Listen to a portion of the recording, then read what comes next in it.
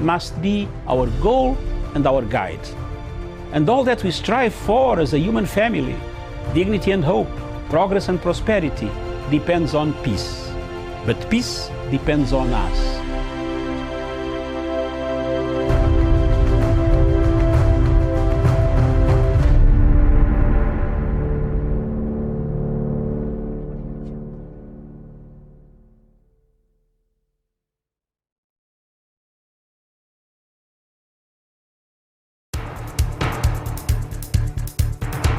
It is ridiculous and it is against the laws of nature that we can have somebody sitting pretty who takes home more money than the credible entrepreneur who is doing actual production of goods and services.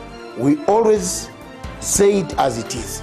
It is only in this country that when a thief is arrested, you hear elders from their tribe saying, "He is our son and he is our thief." If you are deviant and I call you leader, Yes.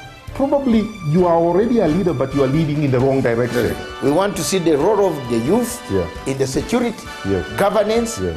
and development. The youth that I meet and work with here, you know, we call them the millennials and X's and Y's, this and that. They don't necessarily want to live like their fathers and grandfathers, Yes. do business like their fathers and grandfathers. They're more independent, they're better educated, and they're the ones that are making everything move in this region. We look at the issues, we talk about issues that impact people's lives in Africa. The African peoples themselves continue to cheer bad leaders, and because they cheer them on, they continue to be misled. Let me ask you, doctor, would you rather be somebody who does not enjoy so much freedom but you are rich? Yes. Or you'd rather be poor who you are actually imprisoned by the poverty itself? My goal is not to come here and say, I want the majority ownership, I want to own this, I want to own that, I want to do this. My goal is we all make money and we're all happy, and I help build a big business here. Punchline is for Africa, with Africa, from Africa.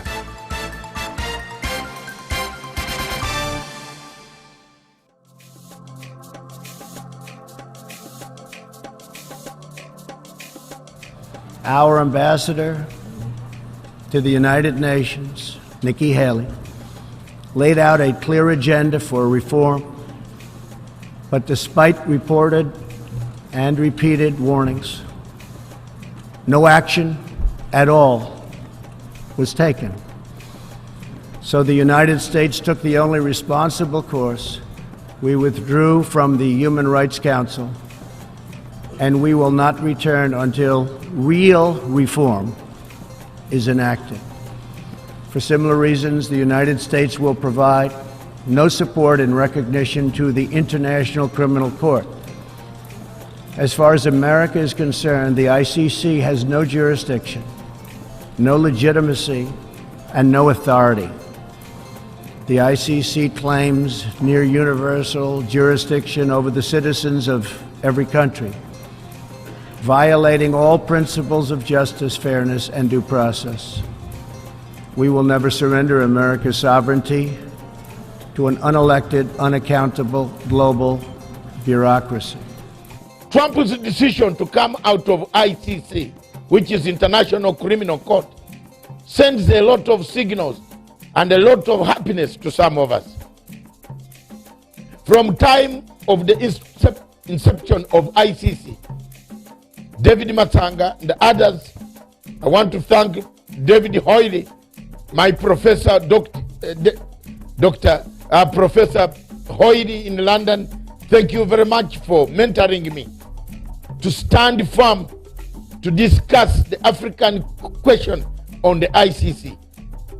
It is very important, therefore, for the people of Africa to understand that while you rejoice, while you want to hate Trump, Trump has made it very clear that globalization is not part of his agenda. America is governed by Americans. We reject the ideology of globalism, and we embrace the doctrine of patriotism. Around the world, responsible nations must defend against threats to sovereignty, not just from global governance, but also from other new forms of coercion and domination. In America, we believe strongly in energy security for ourselves and for our allies. Today, as we speak, this nation cannot be the same. This nation is paralyzed. This nation needs serious redemption, needs the building of bridges. As a result of the ICC, the anger that was flowing from one end to the other created a problem that we see here, but people don't want to admit. People wait in Africa. Trump is correct. Let's wake up. Let's have a rebirth that delivers to hope so that our people don't perish in the Mediterranean Sea. A rebirth that will bring about peaceful resolution of conflicts, like the conflicts that occur in South Sudan between Riek Machar and Salva Kiir. These conflicts don't give us any hope. These conflicts don't give us anything that is yearned for. These conflicts are a pity to Africa. We are lulled into the ICC in 1998 by Kofi Annan. America rejected ICC, stood firm and said, we can give you the money, but we shall not ratify for you because we have institutions. We have failed our own judiciary systems, but we want to be judged by another judiciary system which has no jury, it has no evidence, it has no separation of powers between the chief prosecutor and the investigative arm, and then with the prosecuting arm. That's the Africa we have.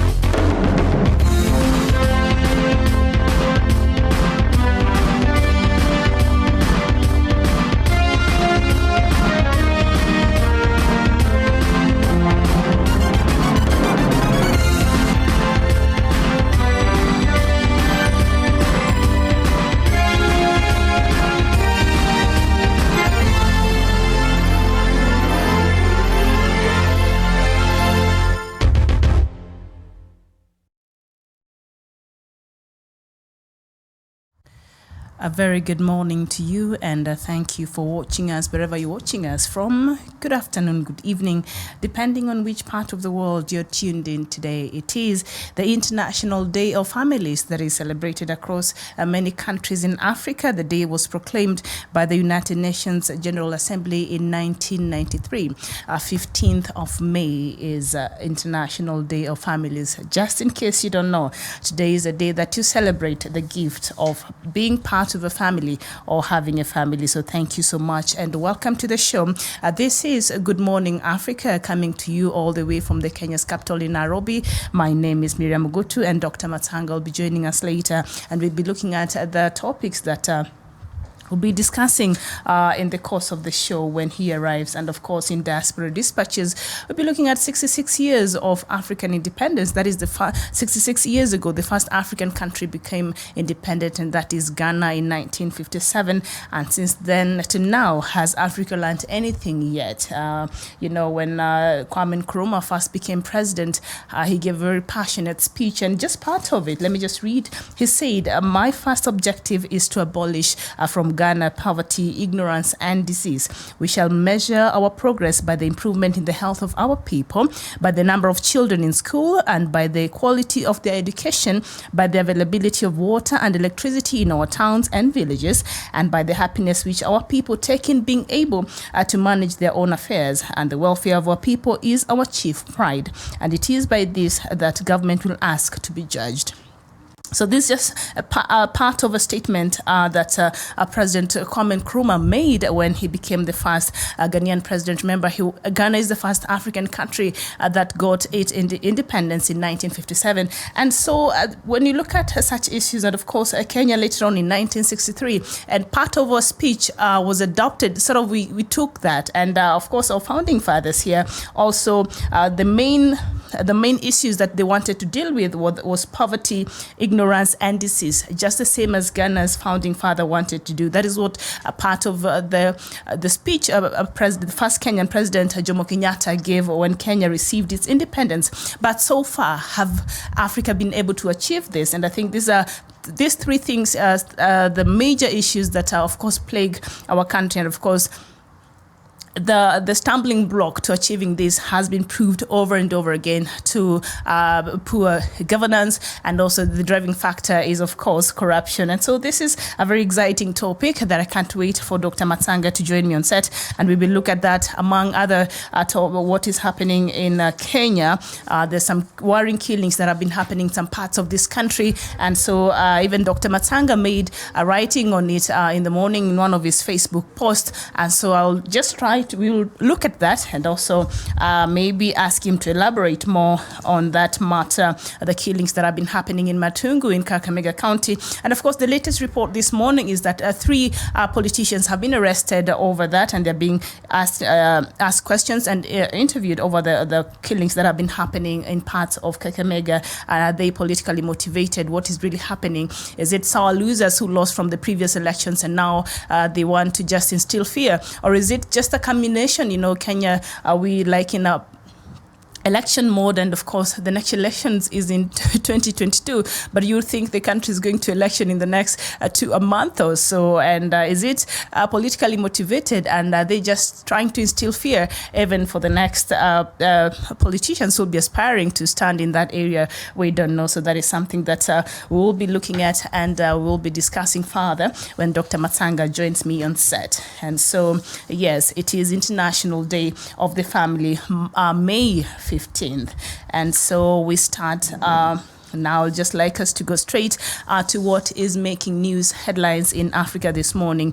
And we start with Sudan, where Sudan's military leaders have announced an agreement with the opposition alliance for a 3-year transition period to a civilian administration. The Transitional Military Council, TMC, said that the alliance would have 2/3 of the seats in the Legislative Council. Sudan has been ruled by the military council since last month's toppling of President Omar al-Bashir. We go to Liberia, where opponents of Liberian President George Weah, in a meeting of the Council of Patriots on Tuesday, maintained their stance to demonstrate on June 7th, despite a call for dialogue launched by the head of state. The call is to demand that President Weah resign or find a solution to the appalling economic situation of the country, affecting most of the populace. And in the Democratic Republic of Congo, the country has been struggling to control an outbreak of Ebola for the past 9 months. The outbreak is the second deadliest in Africa and has killed more than 1,000 people. Health workers have also been affected, and 93 of them have been infected and 34 have since died. And in Burkina Faso, gunmen have killed 4 Catholics and burnt a statue of Virgin Mary in an attack on a religious procession in northern Burkina Faso, church officials have confirmed. The attack in the town of Ohiguya occurred on Monday, a day after a Catholic priest and 5 parishioners were shot dead in Dablo town, and also in the northern Burkina Faso. That is part of Burkina Faso, the officials have added. And in Malian authorities says they're investigating after at least 12 people were killed by armed men when they were addressed as traditional Dozo hunters. The attackers arrived at the village near Niono in central Mali on motorbikes and left before security forces were able to get there. And in Zimbabwe, the country is currently experiencing its worst blackout since 2016. On Monday, the state-owned power company Zimbabwe Electricity Transmission and Distribution Company, ZETDC, announced that it would implement rolling blackouts of between 5 to 8 hours daily. The authorities blame the blackouts on reduced output of the hydroelectric plant, mainly the result of drought, which has lowered water levels at the dams. And we move to Angola, where the United Nations say a severe drought in Angola is putting thousands of children at risk of starvation. Many of them are being treated for malnutrition. President João Lourenço declared a state of emergency in January. And in South Africa, journalists were blocked from taking photos of the mayor of Ntwakeni after she was granted bail for a series of corruption charges. Zindiwe Gumede was granted 50,000 rands, that equates to $3,500, bail at the Durban Commercial Crimes Court on Tuesday. Mrs. Gumede, a senior member of the governing ANC, has been accused of using her position to illegally interfere with the Durban solid waste contract. And we go to Uganda, where police in Uganda have said there is no foul play in the deaths of a government minister's twins who died by drowning in a swimming pool on Monday in Balala town in Central Region. Privately owned newspaper Daily Monitor have reported. Water Minister Ronald Kibuile's 2.5-year-old sons, Roman Kato and Raiding Waswa, were playing in the family's vast compound when the incident happened. And in Zambia, about 74 children have been admitted to hospital in Zambia for suspected food poisoning. State Radio reported the children aged between 6 and 14 had dined at a birthday party in Zambia's second largest city of Kitwe. And in Cameroon, President Paul Biya is preparing to call a caucus on ending the conflict in the English-speaking regions of the country, where separatists have been fighting government forces for close to 2 years now. Prime Minister Joseph Dion Ngute said this during his ongoing peace mission in the western parts of the country, and that the president was willing to listen to any other issues with the exception of separation or secession. And in Zimbabwe again, Grace Mugabe, the wife of former President Robert Mugabe, has been accused of attacking an employee of the family's home with a shoe in 2017, a lawyer said on Tuesday. Papers filed in Zimbabwe's High Court by lawyers for Shupikai Chirodza allege that Ms. Mugabe used her fist and then her shoe in a prolonged attack that left Chirodza's face pouring blood. Ms. Mugabe allegedly attacked Chironza after accusing her of milking her husband's money because she had accepted a cash wedding gift from the former president, Robert Mugabe.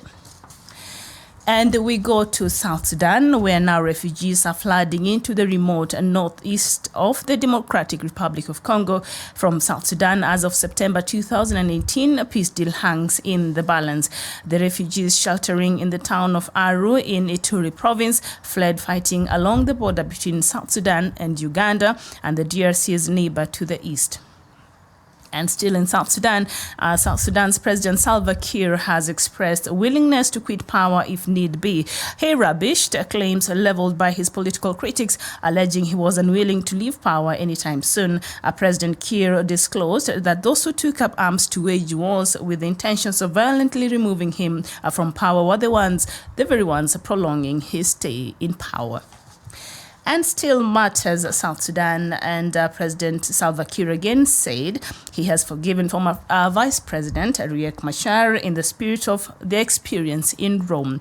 Delivering the State of the Nation address at the National Assembly in Juba, President Kiir invited Dr. Machar for the second time in a month to return to Juba from Khartoum, where he is in exile.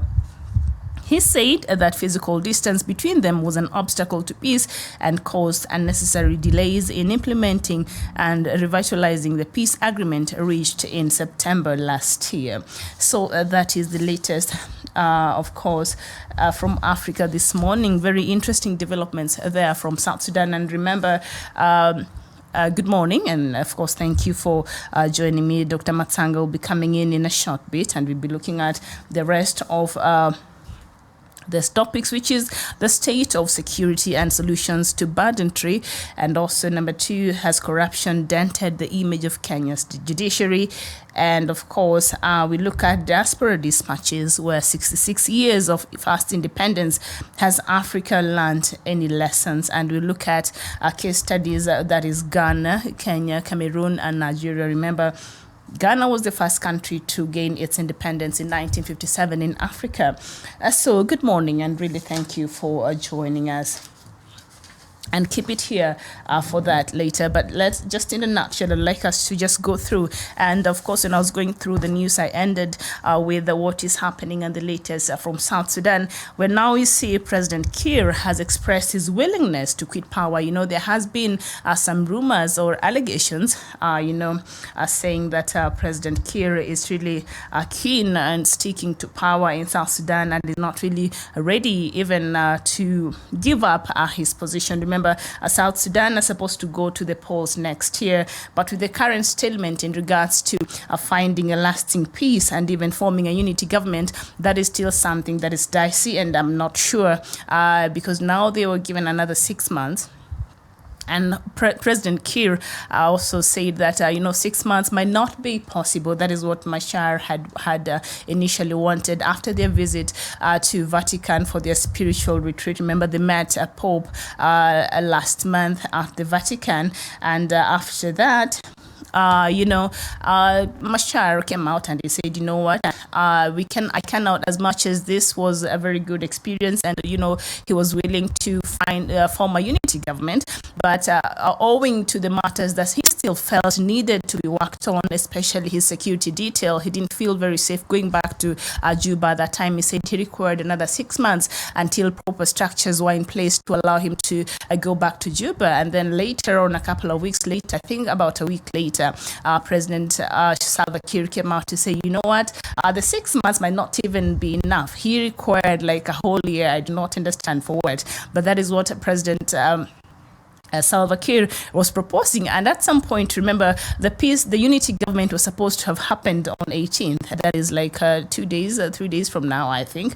We were supposed to form the unity government after the peace deal that happened last year in September. But of course, due to prevailing factors that could not be avoided, so that has been postponed to another 6 months. That is supposed to take place in November 18th. But now there are also other issues now rising, and President Kiir said, those who feel as though he wants to just cling to power and is unwilling to leave power, he said that is rubbish, and he's willing to leave power, but he wants to leave power in a constitutional way through an election. And as I said before, elections in South Sudan are supposed to happen next year, but due to the prevailing factors that we see and the events and the dynamics in South Sudan's political ground right now, social grounds right now, I don't think there's even that ground to even think about an election as it is right now. But you see, 2021 is still 2020 is still far off, and maybe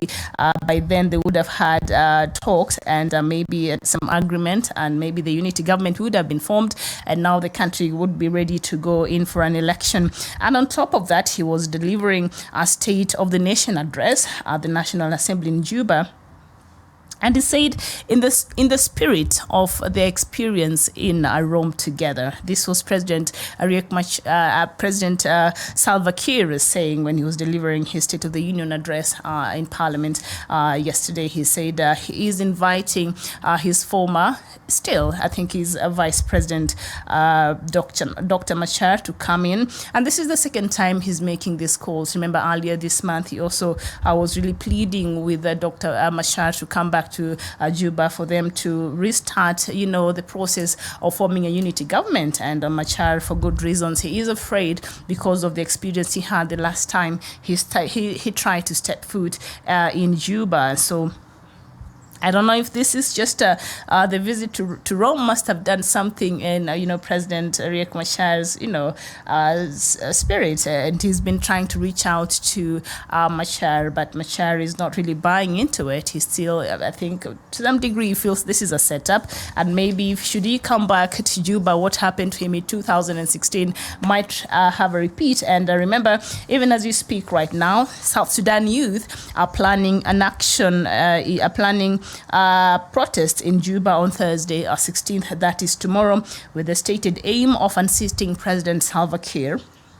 And of course, this protest has been inspired by the Sudanese revolution that toppled the regime of former President Omar al-Bashir, and the South Sudanese youth organized in a group called a Red Card Movement launched calls for protest against President Salva Kiir, saying they want a regime change. So calls for regime change have already started in South Sudan. I don't know what this will do to the peace process, which is already pretty fragile, and still they're trying to find structures to even work through it. So with the calls of protest from the youths of South Sudan, this puts everything that even the international community has been working for at stake. And after they made this pronouncement, the Red Card Movement, I guess they're giving President Salva Kiir a red card, so they're calling themselves a Red Card Movement. South Sudan Information Minister Michael McQuay came out several days later and said he warned them, saying if they take to the streets, they should be prepared for the consequences of their action. And since then, there has been seen a lot of army in the streets of Juba and across some towns in South Sudan, where they're expecting this protest to take place tomorrow. And of course, in mobilizing, the youth have been mobilizing. In social media has played a very big platform, and we saw even in these other regime changes that we have seen in the couple of days, the social media has played an integral part in regards to mobilizing the younger people, because they're the ones who are really calling and yearning for these changes. So they've done that even in South Sudan. And of course, I've seen on social media, it's hashtag 16th of May or May 16th. The protest will be launched countrywide, and the reasons why they are launching this protest is because they're accusing the government on failing to restore permanent peace and stability in the war-torn state. And also, they accused the state of killing activists, journalists, civilians deemed critical to the government. And other grievances include corruption, poor governance, gross human rights violations committed by government soldiers and rebels during the war. I think they're demanding for accountability for the deaths that have been happening in South Sudan. So far, about 400,000 plus people have been killed in the continued wars that have been experienced in parts of South Sudan. So the youths are demanding for accountability. Somebody should be held responsible for these deaths, and that's what they're saying. And also, they just want change in that country. And so the day is tomorrow. The Red Card Movement has organized, a youth organization has organized a protest tomorrow in the streets of Juba and across South Sudan. But of course, the government have said whoever who wants to go out in the streets, they should be able to face the consequences of their action. And since then, they have been seeing a battalion of the army in the streets of Juba. The government is prepared and ready to curb these protests that are expected to happen tomorrow. Thank you so much. And just in case there are new information and new developments from South Sudan, please share with us, and I'll be happy to share with the rest of our viewers across the continent. And Deng Atem, you're saying, brought to you by Punchline Africa radio station live in Sudan. All African countries needs. We salute you guys and congratulations for opinion on African leadership. Well, you're welcome. And yes, we do have radio Punchline Africa, but this is Punchline Africa Television. So, and then Atem, thank you. But you could go online and check on our radio. We have wonderful African music there, and you will get entertained. And Charles Break Gabriel is saying, Salva Kiir keep extending the election. Salva Kiir time has expired, was expired on June 9th, 2015. He is no longer a president of South Sudan anymore. And Chol Makerndang, you're saying hello, good morning to you too. Dr. Matsang will be joining me just in a bit, and we'll be looking at other topics, and that is the state of security and solutions of banditry in Kenya, and has corruption dented the image of Kenya's judiciary. And of course, 6 years of independence in Africa. The first country got its independence 66 years ago. Has Africa learned anything? Have we have we even learned from our mistakes in the past, really? And we'll have a case study of Ghana, Kenya, Cameroon, and Nigeria. And so you're saying, Shelbrick, you're saying that President Salva Kiir's time expired on June 9th, that is on June 9th, 2015. But this is what President Salva Kiir said when he was addressing, I think he was giving the State of the Nation address in Parliament. And this is what he said, that first of all, he refuted the claims that he wants to stick to power. He rubbished claims leveled by his political critics, alleging he was unwilling to leave power anytime soon. And he said that those who take arms to wage war with the intentions of violently removing him from power were the very ones prolonging his stay. So this is what President Salva Kiir is saying in a nutshell. The more you keep fighting him, the more you keep wanting him to move, to leave office using violent means, you are essentially prolonging his stay in power. So he's not going anywhere as long as the wars continue in South Sudan. So yes, and that's why we need this peace process. So shall break. That is what President Salva Kiir said when he was addressing the National Assembly in Juba. So he said, the more you keep taking the arms and wage war against his government, you're actually prolonging his stay in government. So he said that he is willing to quit power if need be. And of course, elections are coming in South Sudan very soon. And so I don't know if the peace process will be, the unity government would have been implemented by then, but that is something that I think we have to cross our fingers and see if they'll be willing to come together. They'll have a come together and see if the peace process will be achieved and the unity government will be formed so that South Sudan can really, start its process of really being a nation that can be by itself and govern itself and take care of its people.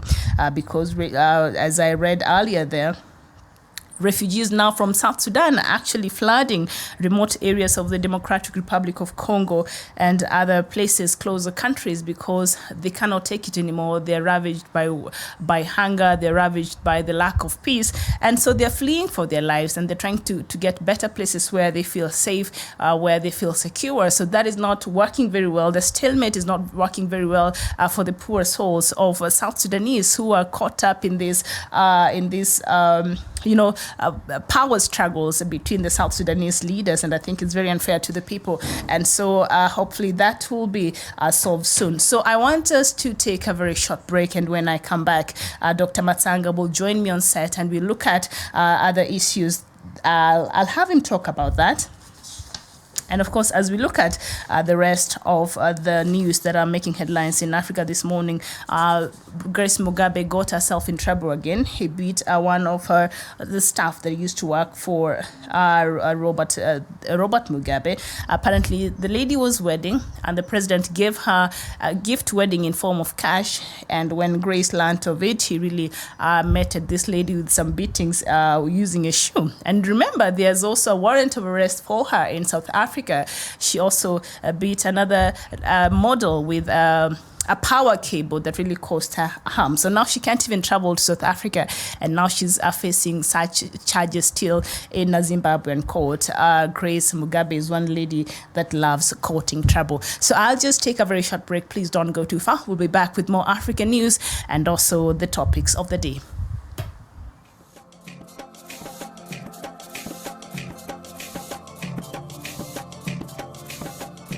We discuss Africa. We see what ails Africa. And today, this afternoon, we want to see whether Sudan will permanently remain a sick child of Africa. Is it a permanent sickness? Can we resolve the issues of Southern Sudan? Is it something that has gone wrong for 200 years? There has always been a problem in Southern Sudan, in that great region, starting from all the way the Alimadi Wars and the rest of all what happened until today.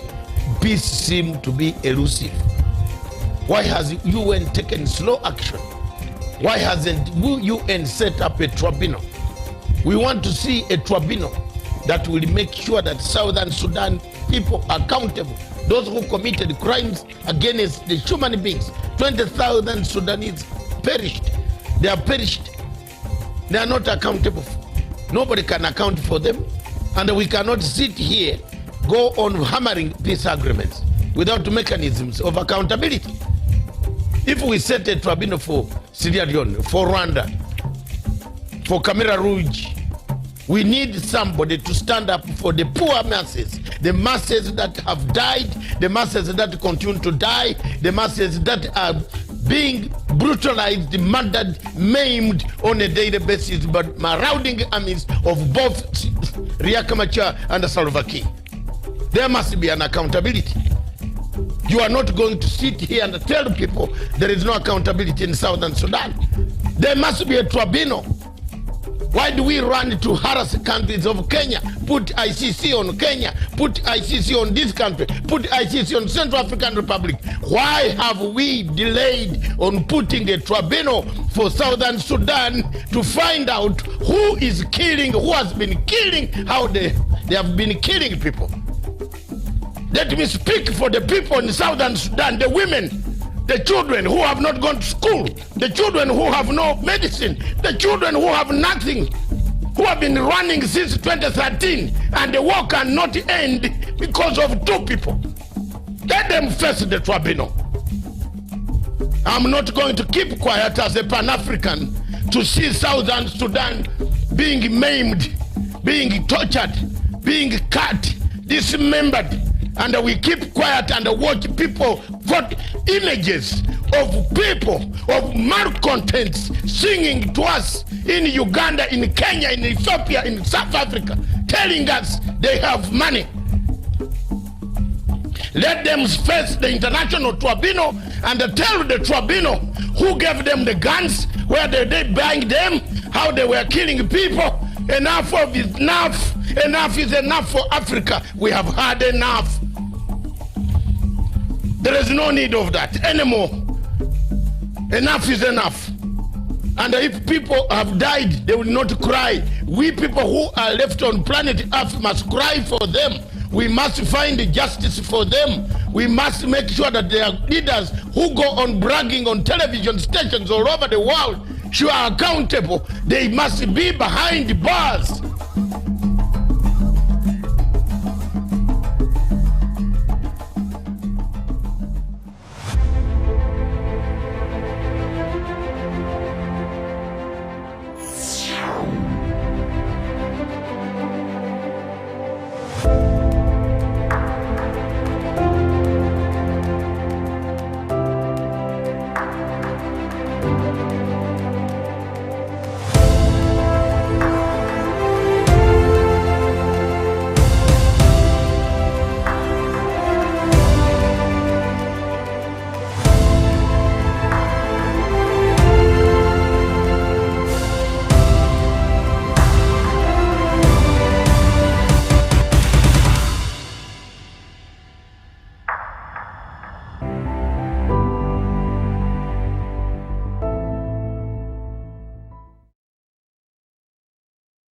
A very good morning to you if you're watching us anywhere in Africa. And thank you so much for joining us. This is Good Morning Africa, and we're coming to you all the way from the Kenya's capital in Nairobi. And right now I'm joined by Dr. David Matsanga on the set. Doctor, good morning. Good morning. Thank you very much. Welcome. Yes. Yes. Our viewers have been waiting for you. Yes, I am here now. Yes. And my role is now to amplify many of the things that you have said, which have come true. Mm-hmm. Some of them we have said. But good morning, viewers, wherever you are. This morning I will tackle the issue of safety, state of security, and solutions for banditry in Kenya, in Western Kenya, especially, where we have seen over 20 people have been killed. Yes. It looks like it's a coordinated exercise with people. You know, there must be a master. Mm-hmm. There must be, somebody bankrolling this. Mm-hmm. There must be leaders. So that is what I want to talk about. Secondly, I will talk about the the judiciary. Corruption has dented the judiciary. The name of the judiciary in Kenya is no more. When you mention judiciary, everybody wants to run away. It is dented.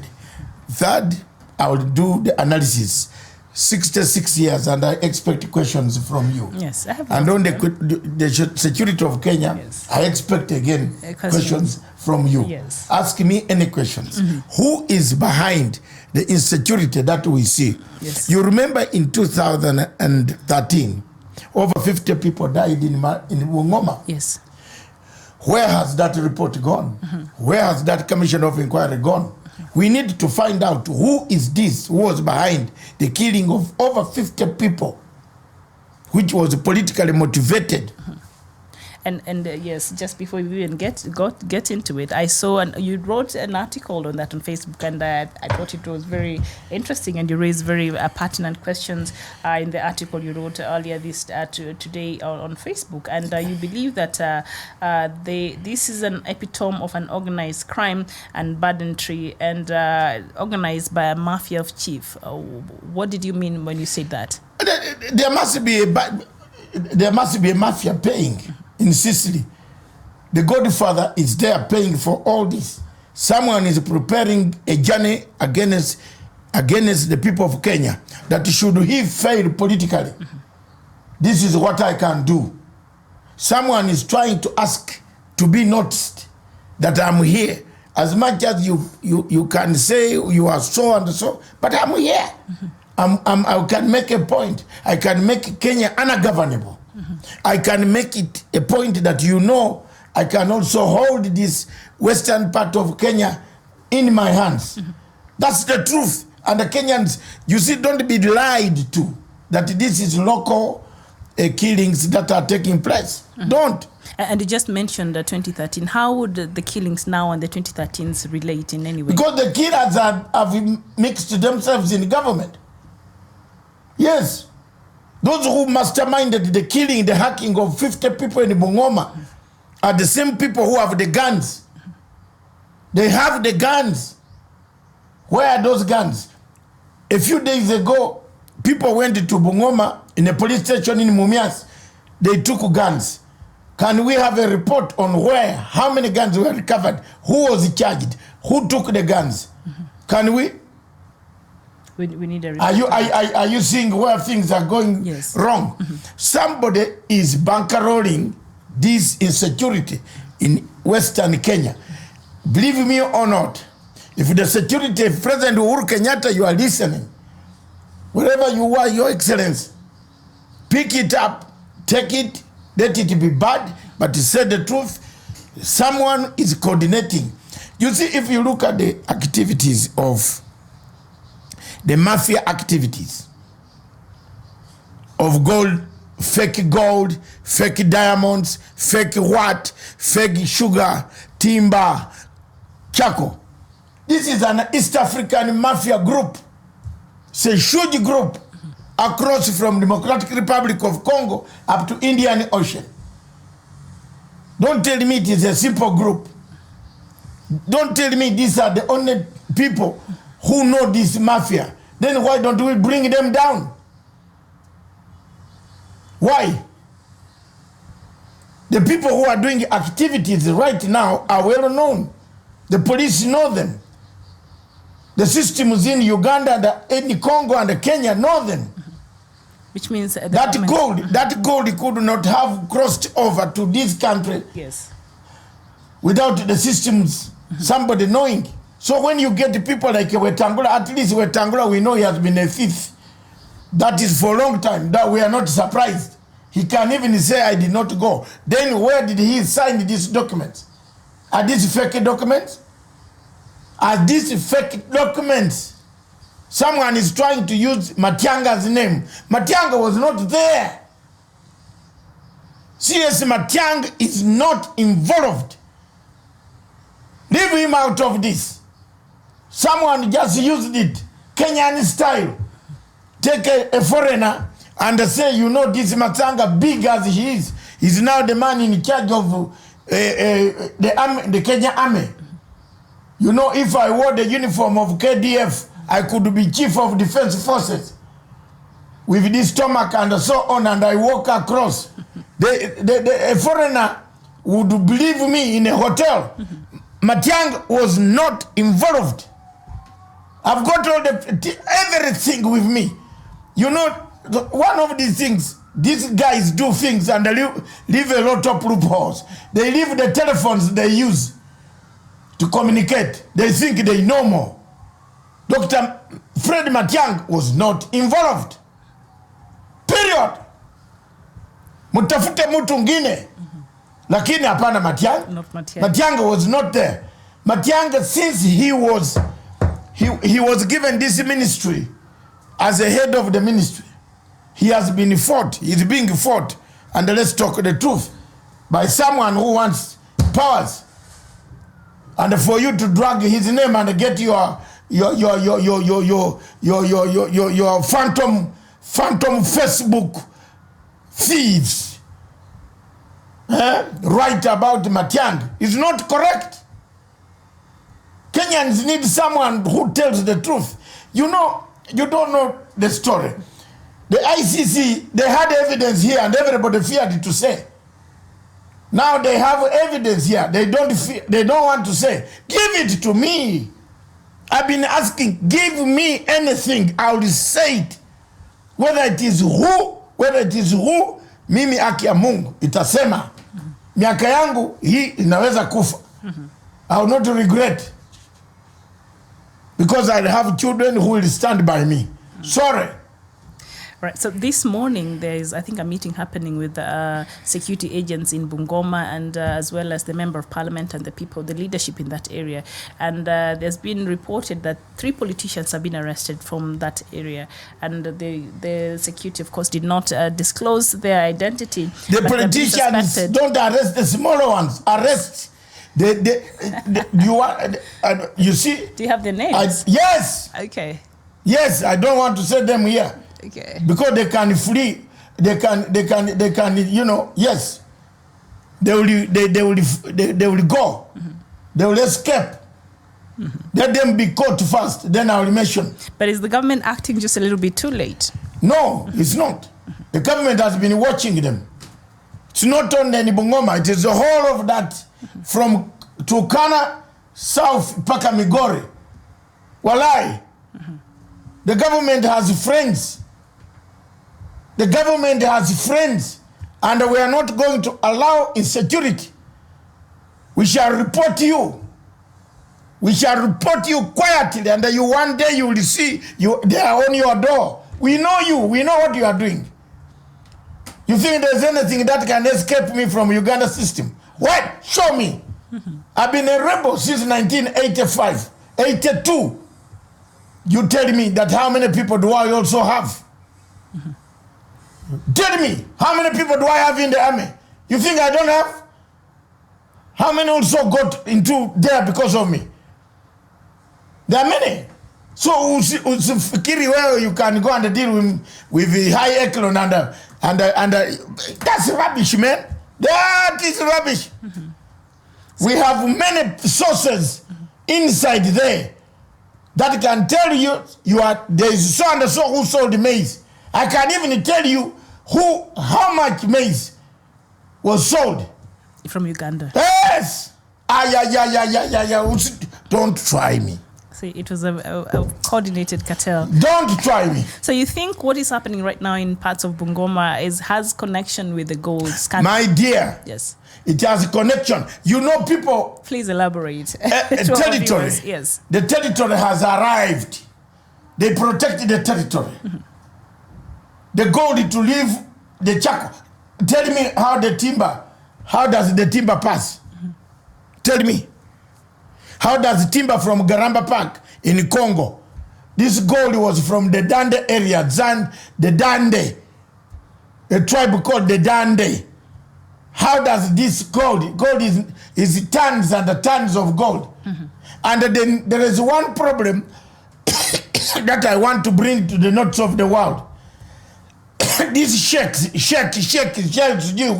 what? They should also have credibility in themselves.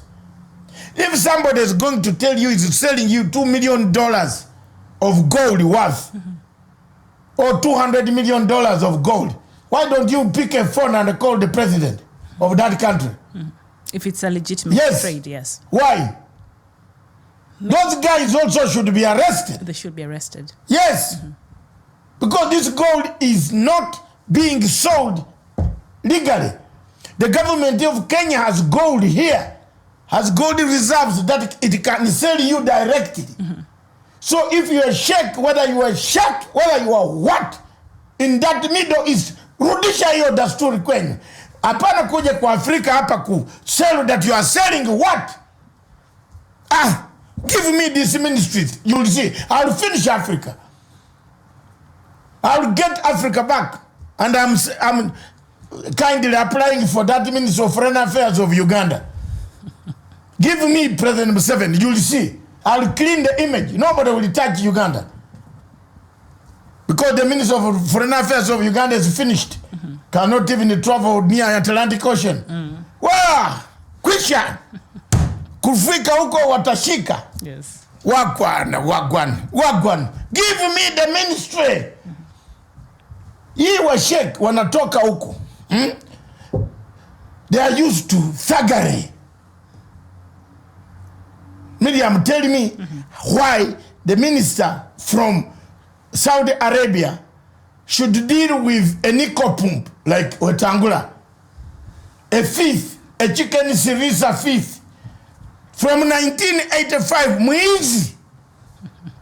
Alikuletea sisi shida kubwa sana, haki ya Mungu. Kubwa. Some of us were almost going to be killed by Moi. Huyo mnasema kiseneta wapi? It's because we lack leaders in Africa that we select even the people we know are wizards in the clans. Wizards who run at night. Do you know them? Night runners. Nanguwa hakuna uchu. Thank you very much. Any questions? Go ahead, ask. The safety and solutions for stopping banditry in Western Kenya. Arrest. But these are criminals. No, arrest the king mafias. Yes. The godfathers. Who are known to threaten us. Who threaten us. So they're sending a shotting, they're sending a warning shot to the government. Of course. They say you removed me from government. I'm here. Oh. Are you giving us... I've given you a hint. Yes. Who else? You tell me. Who else? When he was in government, was there insecurity? You Kenyans speak the truth. Whether they kill me, I would have told everybody the truth. I'm now going to be very candid. Because hapa Kenya, muna gopa. ICC was going to kill them here. That Ruto and the President Uhuru, they were fearing, don't talk about Ocampo. Who told you? I came and talked about Ocampo. I blew up these fake witnesses. I told them they are fake. And I'm going to, please, President, bring me the documents. I will say them. Some people need to be shamed alive. Because they will not stop. They are determined to become presidents. They are determined to become everything. If you don't shame them and show their actions, they are going to be a big problem for this region. Leo unasikia kwangu. Matiang'i was not involved. CS Matiang'i Fred was not involved. Someone used a dummy. A clone? A clone. Like a Buhari.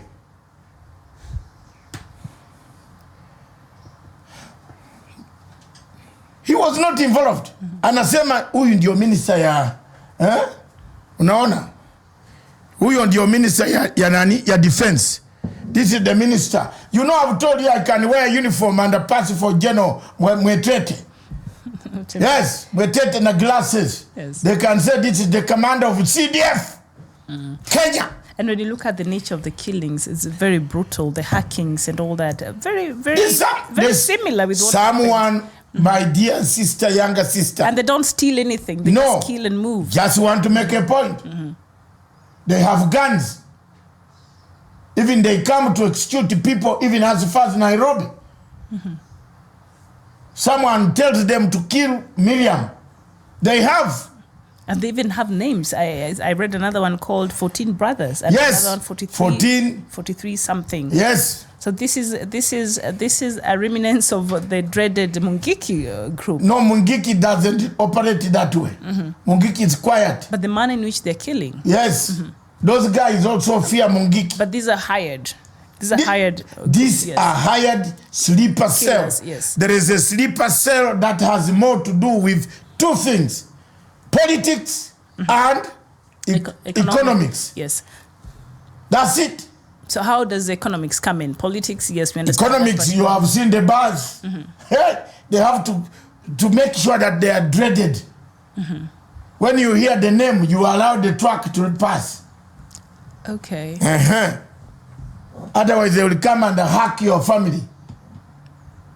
People operate mafia, started the mafia operations. They are very strange. Yes, I saw the former Colombian drug lord. Remember him, who was also yes, not El Chapo, the other one. What is his name? I can't remember, but he operated in that manner, and even the government itself feared him. These guys fear. Let me tell you, Miriam, these guys are feared. They are feared, very feared. Even the police officers fear them. So who do we need to send there? The army? Exactly. Is that what the government should do in terms of restoring? Don't wait for police. Send the army. The army finished supporting land forces. It did, and even the MRs, the ones from the coast, were trying to say... The army went to Mount Elgon, and they don't let the government not wait.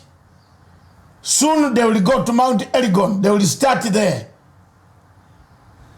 Because they have got a wider network across Uganda. Yes. Across Karamoja. You can see people frequenting that area. Oh my God. Wow, wow, wow, wow, wow. Wow. Nobody has told us what were 5 Americans doing in a plane at night in Turkana. The state of security in Kenya, 5 Americans perish. Even American embassy does not make noise. I think they're investigating slowly. Even if they investigate, what about the body? One body misses. What were they carrying? What was found? Who took it? What was the second helicopter that left carrying? These are some serious things that people must start asking, so that security agencies are made aware. Anza kazi. Tunachoka. Watu wa Kenya wanachoka. And right now, I hope that, of course, the government intelligence and the agencies involved, they have the intelligence about this. So we are hoping that the government is going to really stop this unnecessary killings of innocent people. Why do you want to just kill people to make a statement? I do not understand. Because they kill watchmen, they kill from the recent news. You are really saying, why did you leave me? What did I do wrong? I want to know what I did wrong. Have you heard someone saying that? Yeah. That nataka kujua kwa nini. And if I can't have you, nobody else can. Yes. Nataka kujua. Why? Why was I sacked? Why did Miriam not love me? Or Agnes not love me? Yes. Why is it that James does not love me? Why did he choose? You know, when you have somebody who looked at the classroom and ran away, he can be very deadly. Who just looked at the classroom but never went inside? No. Okay. Remember Konyi. Konyi can speak English. But if you ask him how he read it, he doesn't tell you. So such a man is very deadly. Like Idi Amin also. No, at least Idi Amin alijaribu. His lack of education. Yeah, because he was a potter. He was a potter. He was a potter working with the Royal King's Rifles in Machakos. The king is the rifles army, the colonial army. So he learned English by looking at the lips of Bazungu. By default. But how are you? How are you? Then Amin could also say, how are you? How are you in Rugubara? You know? If you say Rugubara saying, how are you? You can laugh. How are you? Mondre. You know, I know those languages. So, Amin learned English through seeing Bazungu every morning, cooking for them, carrying their, he was a potter and a houseboy. So when you pull a houseboy from his place to the heights of sanity, what do you expect? Just tell me how many people died in Bungoma in 2013. Who is responsible for the death of those people? About 50. Where is the report? The Inspector General of Police by then was not Kimayo. Was it Itere? I think Kimayo. Kimayo, yes. We want to know where that report went. How many people were charged? Who was charged? Who influenced the outcome? Remember those? That's the man I went to the bush. In fact, if you look at those pictures, you'll see me there with Riek Machar, and we are walking. That guy could speak English like hell, man. But when it comes to him ordering for massacre, you can't believe it.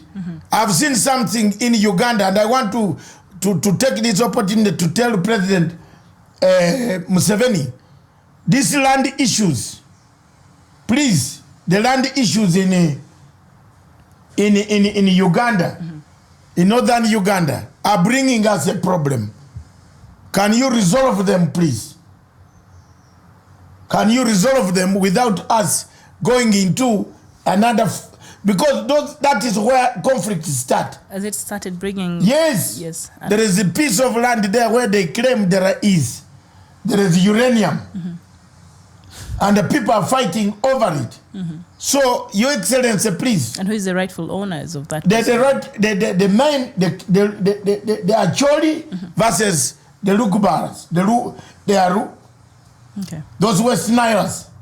So there is a fight there that could spark another type of funny insurgents. We don't want war in that country. Especially not now when the country is preparing. Not where most of these boys that I returned home, hundreds of thousands of them, returned home after that hammering that agreement. And earlier on you said something about Sudan. Yes. My dear, yes. Are you going to ask me South Sudan? Yes, South Sudan. There is something you said, yes, and which I told you 2 weeks ago. Yes. What did I say? I said let them try to go to the streets of Juba. Yes. They will be in River Nile corpse. Yeah, there will be corpses. Who is this? The South Sudan Information Minister Michael Makuei several days ago warned them, saying if they take to the street, they should be prepared for the consequences of their action. And so far, the streets of Judah has been filled with military personnel across Juba and other towns that they expect this protest to happen tomorrow. Don't you now accept that I'm always right? When I tell you this is a well-funded regime change. The red card movement. The red card is well funded. The one of Khartoum, well funded. Yes. The one in Algeria, well funded. The one coming, the Operation Zambezi, yes, coming into Zimbabwe, well funded. And the one in Uganda also. And the one in Uganda, well funded. The only problem in Uganda, they have not touched the right people. Because if those take over, there will be another group that will sweep them out. That have been sitting on the sidelines watching. Okay. That's the problem. The ones that really are the people's choice have not yet come in the scene. Watch the space. This will happen. The anointed ones are not yet there. Yes. These ones, BCG and the other one, can try. But the real people are not there. Yes. The people that people will say, no, we have had enough of you people. Yes. Wait. And President Salva Kiir will giving his State of the Nation address at the National Assembly in Juba, of course, invited Dr. Machar to come back. This is the second time he's doing it this month. But also when he said something very interesting, he said those who think he's just staying in power, that is not true. When they keep waging the war against his government, they are actually prolonging his time. He wants to leave if need be, but through proper mechanisms. But if they keep fighting his government, so essentially they're just making him stay more in power. So he said he has no intentions of clinging to power. But would you agree to that? Is he honest when he's saying that? The problem of Sudan, which I want to touch so that we can touch quickly on the second question of judiciary in Kenya. Yes. The problem of South Sudan is ego. Both leaders, Riek Machar and Salva Kiir, have ego. Yesterday, Riek Machar was calling on South Sudan. Salva Kiir was calling on Riek Machar to return. Return and do what? Return and start running again. That is where the problem is. And I told you, in my almost 9 months ago, I did that clip that you have seen. That until you surrender South Sudan to the hands of the United Nations Security Council, supervised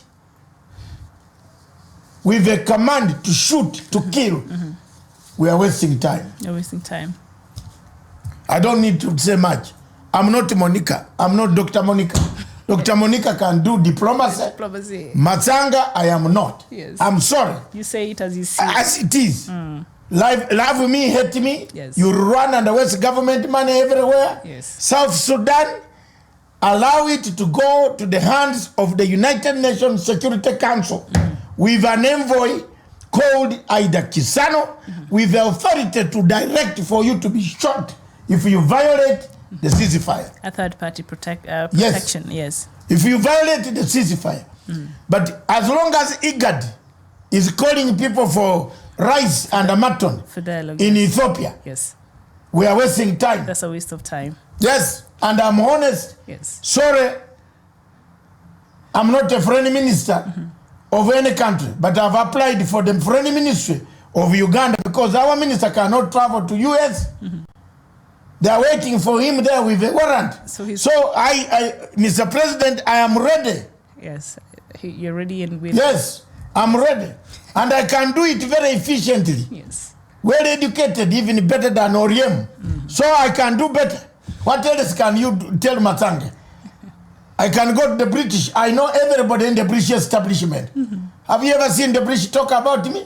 Why don't you ask why? So I can do the job better.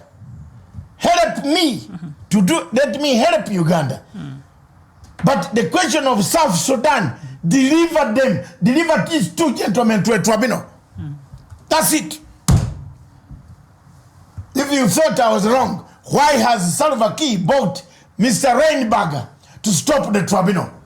Because it's the only mechanism. The hybrid court. Yes, it's the only mechanism. If you studied a better political science lesson, come and we do the exam. The pen is here and the paper is here. Come. I challenge you anywhere in the world. Come. For an exam. Yes, come with an exam and let's ask any professor of the highest integrity in the world. South Sudan, Jament, Muwache. Surrender it. African countries, let's surrender this. These brothers of ours, either we have a tribunal. You see why the youth are giving a red card to Salva Kiir? They are saying 400,000 people not accounted for. Am I wrong? They need accountability. Accountability. That is part of their petition. Didn't I tell you? And when they talk, that is not even part of the peace talks. Yes. That does not even feature. It's just what does Machar want, what does Kiir want, and how can we massage their egos and etc. But 400,000 plus people who have died do not even You can't start doing a peace agreement Surely. You can't do a peace agreement without doing accountability. It's not possible. Where have I seen this peace process? Where? Show me. Show me a peace process which has begun with the political structure. So it means the whole peace process of South Sudan was done upside down. They never listened to me. They are skating around the root cause and the real issues that really they should be talking about in terms of finding a lasting peace. And John Mann, you're saying good morning, doctor, and you, my sister, how are you people, the families? Today is International Family Day. Yeah. And he's saying, I want to bring to your notice that we, the people of Biafra, will be sitting at home on May 30th, so I'll make you observe that. So May 30th, they're having a sit-down at home, people from Biafra. But just before we go to the next topic, before I forget, Dr. Matsanga, there's something I read through the news in the morning. And of course, Cameroon president and our viewers from Amazonia, I think, would want us to talk about this this afternoon. It is afternoon here in East Africa. And had sent the Prime Minister, Joseph Ngute, to the Amazonia region to try to meet with the local leadership and see if they could find a way forward in terms of finding a lasting peace and a solution to the stalemate between the government and the Amazonia. And while he was there, the Prime Minister said that a Cameroonian president, Mr. Paul Biya, was willing and wanted to talk about everything else and listen to all issues, but with an exception of separation or secession. He's not willing to discuss that. Anything else we can talk about? Separation, no. It's not working. This Cameroonian president, he had sent his prime minister to the Amazonia to try to meet the local leadership. Of course, he knows. Look here. So what was the essence of sending his prime minister there? Because this is what the Amazonians want. He knows once you cut off Amazonia, and we are coming. Miriam, yes. Hold it. Let me hold it. Have we learned any lesson, my dear sister? 66 years later. 66 years later. Yes. Ghana, the first country in Africa to get independence. Have we learned any lessons? Yes. I hope you are hearing me loud and clear over. We are not joking now. Yes. Hii bitu ya kuficha maneno hapa Kenya is not very good, man. Yes, and for that, let's the corruption in the judiciary. In the judiciary. Yes. Today, Mr. Maraga swore in people. Today? Yes. Okay. 2 members of the Judicial Service Commission. One is the man who made my voice go down, and that is Machari Anjero, when he won the dubious character called Mr. Ogenda, the mafious character, the fixer of fixers. I don't care which tribe it takes. Mark me very clearly. I am not against Ogenda because he comes from a particular tribe. I'm not. The last thing that you can see Matanga talk about is a tribal enclave. I don't like tribes. I don't. That's why I'm a Bantu. But when it came to defending the people of northern Uganda, Luo community, all the way from Soroti up to West Nile, I stood against Museveni and told him, what will you do? Yes, remember with Museveni, we used to finish each other. What he talks in Kampala, I talk in BBC. I say you are rubbish. International platform. Yes, and he listens. That's why he has never forgiven me inside the heart. That's why I have 2 animals. 2 bulls cannot stay in one corral. No, it's not possible. One bull has to be out. Yes. It is only the silly people like Besige who want to stay in the same corral with the man there who has more power than them. The man will finish you. God has never told you that. God did not tell me to start fighting for Uganda and then put my chest to be killed. I know. I know. Okay. So, yes. Biya will never lose Amazonia. He will fight, he will die trying to get Amazonia back to Yaoundé. Because if you remove Amazonia, Yaoundé is useless. It's like the same desert of northeastern Kenya. What is there? The same way if you remove Biafra from Nigeria, that's the end. If you move the southeast from Nigeria, what is up there where Buhari told Buhari, beats up people every day, slaughters people, nothing. Nigeria will collapse. Mama, I've told you. So beer will not. The only way for beer is to international pressure. International pressure brought diplomatic both and also sanctions and pushing him towards a regime, removal by even people. If we are defeated in Amazonia, we better now start a regime change in Yaoundé. I'm teaching my Amazonian people, all those friends who want to help us, let's start a regime change in Yaoundé. There we shall collapse beer. Have you seen the double-pronged approach? There are two countries willing to help you Amazonians, and I'm going to write to your leaders. There are people willing to help you. Yeah. Once Yaoundé is on fire, Amazonia will be left. That's the only mechanism, strategy. I'm a strategist. So you need to give something to keep Paul Biya busy there solving in Yaoundé. No, we want to bring him down.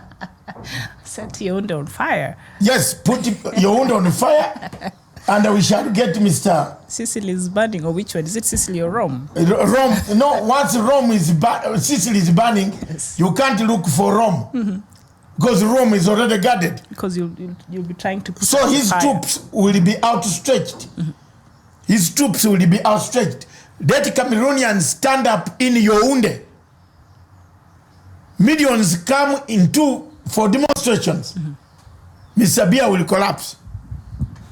That's it, strategy.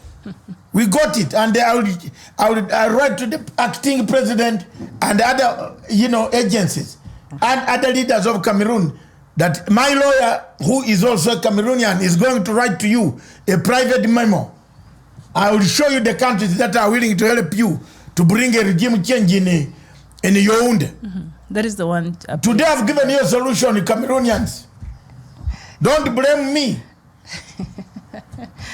Yes, but Cameroon is the one place that regime change is badly needed. Yeah. Because even the Francophones, they're not really exactly happy with Biya's leadership. You know why we have weakened France? We support the yellow T-shirts.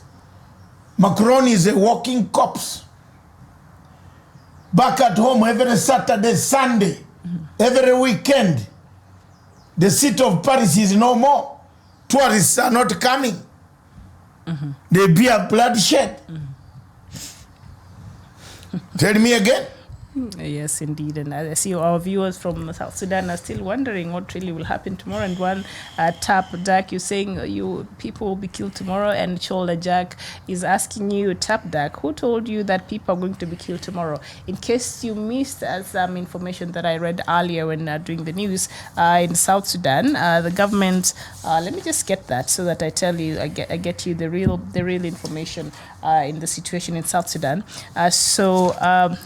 South Sudan's government information minister Michael Makuei came out a few days ago and warned those who plan to take on the protest and said that they should be prepared for the consequences of their action. And as it is right now, there have been an increased presence of the military in the streets of Juba and across parts of South Sudan. So you need to know that even as you prepare for the, protest tomorrow, if you will be participating in them. So that is actually what is happening. So the government is saying if you show up in the streets tomorrow in Juba, be prepared for the consequences. But yes, so that is what is happening over there. And of course, in Cameroon, as we were talking, President Biya had sent one of his, the Prime Minister to Amazonia to try to talk to the local leadership and see if they could find a solution to to the current stalemate between the government of Paul Biya and the Ambazonia.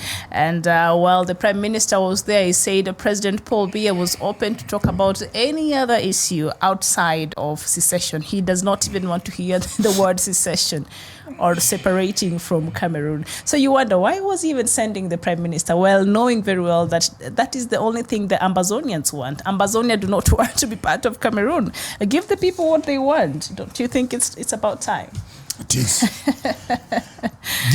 Judiciary, finally, we've got Macharia, the full council of JSC. Yes. But they have brought Majanja, Justice Majanja. I don't like him. But for the sake of the improved relations, which I'm watching, I told you I watch what Mr. Nani is doing every day. Yes. Let me leave it to God, Jesus Christ. Who is doing? The Chief Justice Maraga. You are like a telescope in his office. Yes. In not even a microscope. A microscope in his office. Every office. Yes. In fact, everything is shining. Yes. I'm getting it. I'm watching you, Chief Justice. Okay. Now the full judicial service has is been there. Constituted, yes. But it's dented. The name, that woman, you leave that woman in that court, she's not worth it. The Deputy Chief Justice? Yes, she's not worth it. She should leave. You know, she penalized my friend, Dr. Ojwang. Is it personal now? Yeah, because it was personal. Is it still? Because of us seeing her in Khartoum. In Khartoum. What she said in Khartoum. Yes. When she said Ojwang is a friend of Matsanga, cannot become a judge. She was on the, she did. That is how he was disqualified. Yeah, I got the tape, audio tape of her talking like that. I have not taken it up. My friend Dr. Juang, the head of Nazareth University School of Law, he missed to be a judge. Because he's a friend of yours. Yes. So that's how deep it is. I don't know what I did not do for this lady. What you did. Maybe it's not what you did not do, but what you did. What did you do? You went and sat with Bashir and you left her at the everybody else is sitting. That would be a problem. Oh, that caused the I don't know superiority and the inferiority complex. No, because she told me when we were entering the palace, the palace of Bashir, she said, you are not supposed to come this way, go that side. Yes. So 3 minutes later, I was brought from where he had gone to sit to Bashir's table. So this means she was not very happy.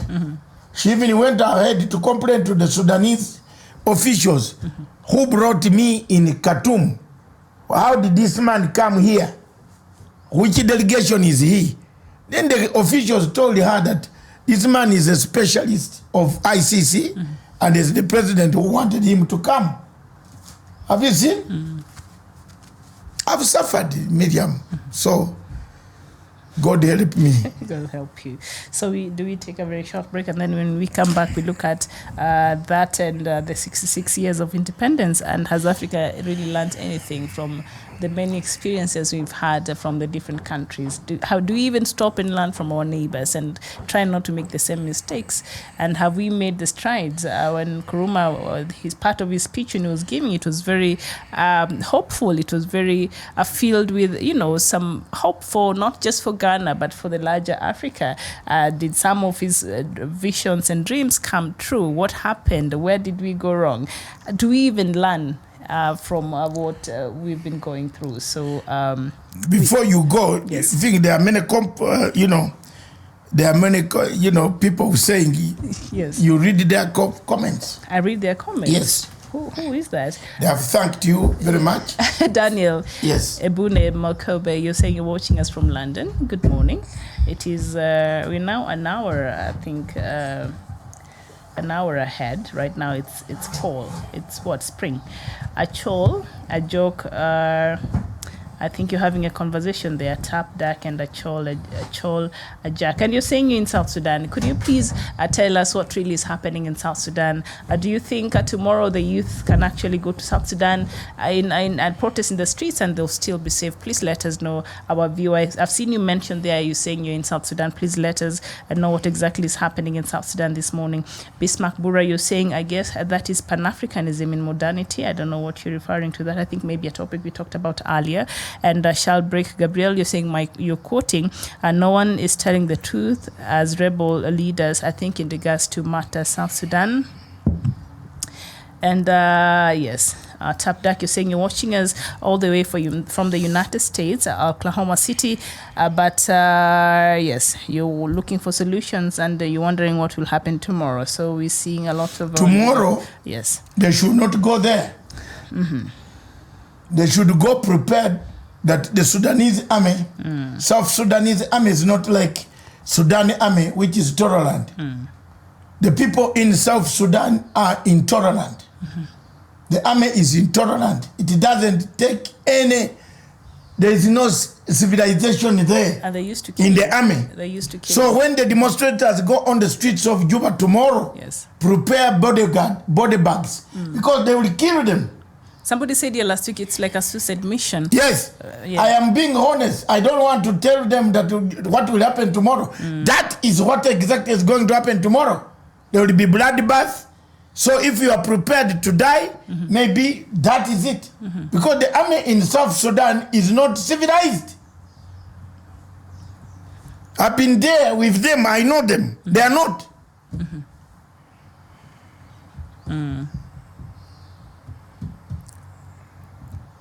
All right. They're still having those conversations. We'll keep following. You Chol Ajak Juach and Koang Khan, and of course Tap Dak. I think the three of them are engaged in a very Yeah, they're right. Yes. You South Sudanese, yes, it's up to you now. For yes, us, we have done our best. Yes, it's up to you to engage yourselves, talk about yourselves, talk about this whole thing.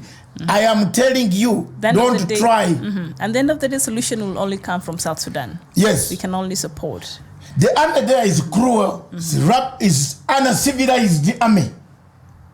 All of those guys of Salva Kiir are coming now to kill these guys. They will come to kill. Forget, this is not an army like a Zimbabwe army. You saw they were very peaceful. When they took over, people climbed on their tanks, their motor cars. That's all. Sudan army. Wow. And maybe they're comprised of one tribe. Yes, that is aligned to the. That's where it is going to come. After that, there will be reprisals of the Salva Kiir wing going for the other wing. The other wing, yes. But truly speaking, retaliate. Africa should not forget there is a regime change coming in South Sudan. Someone has planted it, and if this demonstration, however, whether it fails tomorrow, it is growing. It's gaining momentum. Yes. And Jack, you're saying just ignoring that they are just looking for a number of that one tribe to be killed. Minister of Information was right. So Koang Khan, you're saying because they believe maybe a section allied to a leader, one of the leaders, is the one that might show up tomorrow in the streets, and they will be killed.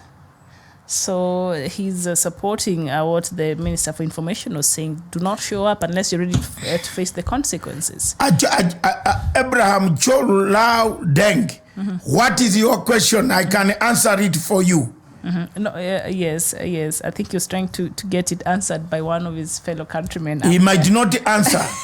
Yes. You know, people there have quarreled already. Of course. Please ask us Don't again. worry.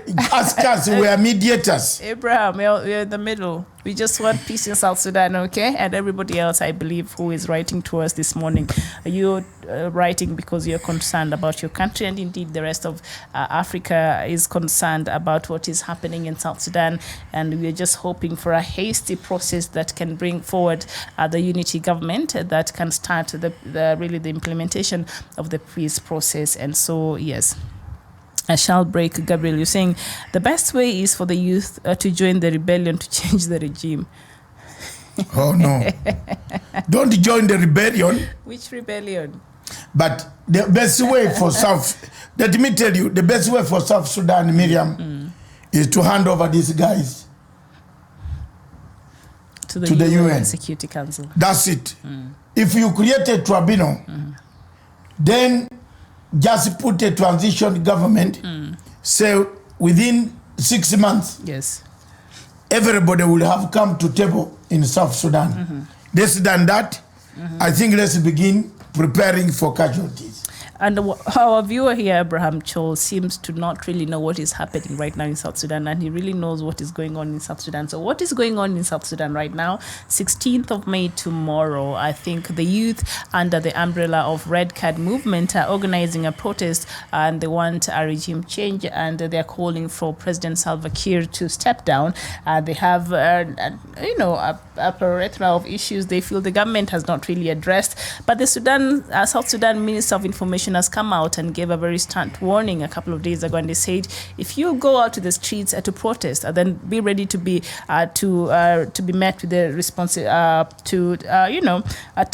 prepared for the consequences of the action of being out there and protesting. That is what the Minister of Information for South Sudan said. So that is the latest from South Sudan. So Abraham, I hope I've answered your question. And of course, the peace process has been postponed.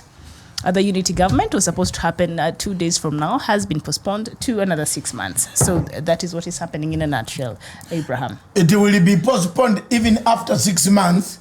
Yes, I am telling you. Because Kiir had asked for a year now. No, look, there is nothing that is going to happen in South Sudan. Yes. Even after 6, 7, 10 years, nothing. Nothing will happen. As long as the same leaders, Riek is on this other side, Salva Kiir is on this other side.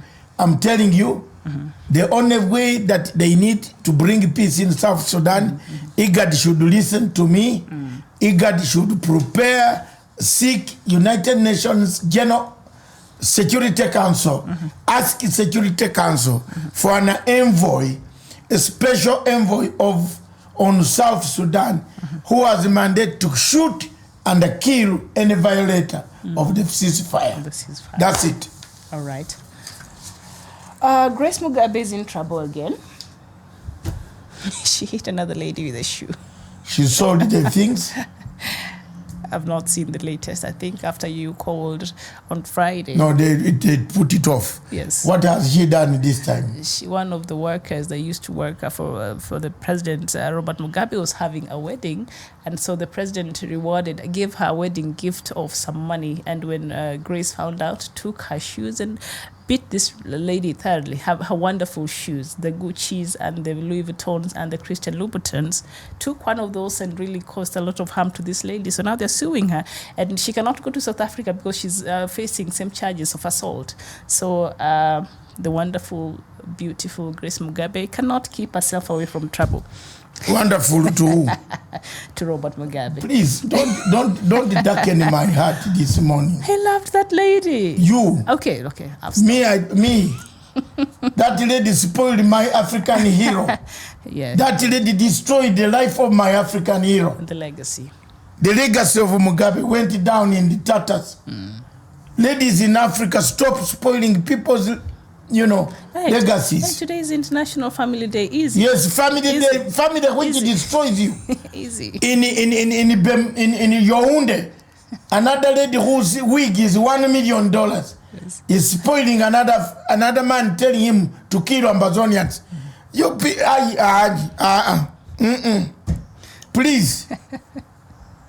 Please, ladies in Africa, stand up. Grace Mugabe, Grace Mugabe, you did us a disservice to Africa. You killed an African hero. You finished us Pan-Africans. That's all. May God one day help you. Okay, and in the spirit of International Family Day, Which family? We're going to pray for her. She should go and pray for her family in Zambezi. Zambezi. Did you say Zambezi what? River. No, the protest. The code name the Zambezi. Operation Zambezi. So you're asking her to go there. She might be she's leader. She's partly the one funding it. Okay. So she's trouble, this lady. Somewhere I agree the problem of South Sudan is ethnicity, is tribalism. Yes. Two tribes in South Sudan cannot be together. That's the problem. The two. It is, we are facing the same problem in Rwanda. Yes. The Hutu versus the Tutsi. Only two. Until one of them wiped out the other, and then the smaller one came to take over power. That's it. That's how it is going to be. I'm telling you. Yes. The Tutsi took over power in Rwanda, destabilized Rwanda. I don't know how Sudan will end, but to prevent that route, let's already go to the tribunal. Let's go to the United Nations. Whatever hybrid, you call it hybrid, call it anger breed, call it FGMO, call whatever. Bring a tribunal. That peace process cannot work without a tribunal. And one of our viewers here, El Khalifa, you're saying tribalism is a continental issue in Africa. Unfortunately, and you would think that our diversity should be our strength as Africans, but we use it against, to make ourselves look very different from our neighbors, which is not really true. Essentially, we just speak a different language, but that's it. We are not special. We're not so different from our next neighbor. So it's the killer, and it's what is bringing us a lot of problems here in Africa. And so, do we just continue, or we take a short break and then we come back? Let's take a short break. Okay. And have our cups filled with some more wonderful Kenyan tea. He's taking some from Nyamira. It's okay. I don't know. I don't know why this lady provokes me. And you did not even finish what Chief Justice is doing. So maybe you finish that story. Of Chief Justice? Yes. Hey. And he was swearing in. He was swearing in at the JSC. And then we shall come back to 66 years of independence. Has African learned anything yet? Keep watching. Stay tuned. The man is coming now. Ready for any questions. Is there any lesson Africa has got? Is there any lesson any independent African state has got after 66 years? Kenya is 56. Kenya, 56 or 60? 54. 56. 55. 56. No, 56, whatever. In December. Calculate it as we come back. All right. 1963. I only know how to count money. 1963 Yes. is 56. Yes. Uganda is 57. Yes. With 57 years. 1957. A year ahead. Yes. All right. We got our independence 1962, 9th October. Yes. Do you know the day? 9th October. Yes. Good. Do you know the day? Tell us the day. Ask any Ugandan. Some of them shout, they don't even know the day. I know it. 1957. 1962. Tuesday. Yeah. But you're still very young. How do you remember that? I was not young. 1962. Yes. You were not a teenager. I was. You and your first girlfriend, right? The one you like singing about sometimes. That was in 1970. Okay, good. So you're still young. I was young. 1966. 1962. I was 6 years old. Okay, and you remember very well. Yes. Wow, you have a good memory. So maybe you will talk to us about that as we look at the. I was yes, because 1955 I was born. By the way, I've got my childish pictures. Oh. I'll show you only for you. No, we can bring it on. No. Throwback Thursday. My mother and my. Now you're killing the fun. I was heavy. Throwback Thursday. Heavy. Throwback. You're a healthy baby. Exactly. So if you you know how many kilos I came out? Hey. Usicheze na mimi. You terrorized your mom? Yes. You were a problem from the start?